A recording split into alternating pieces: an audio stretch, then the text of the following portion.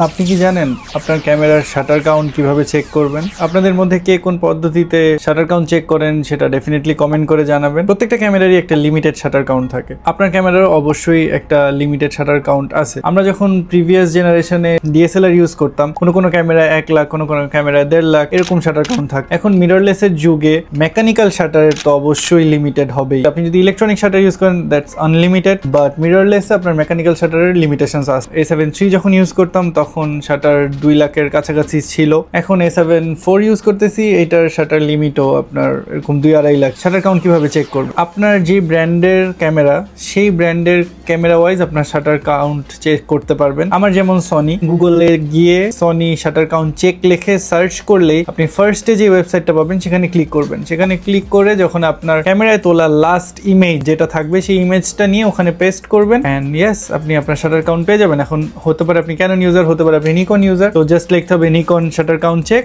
অথবা Canon shutter count check and that's how you can easily check your shutter. এখনই check করেন আপনার ক্যামেরার কত শাটার কাউন্ট ইউজ করে ফেলেছে। টিল দেন ভালো থাকবেন, সুস্থ থাকবেন, লাইক, শেয়ার এন্ড সাবস্ক্রাইব।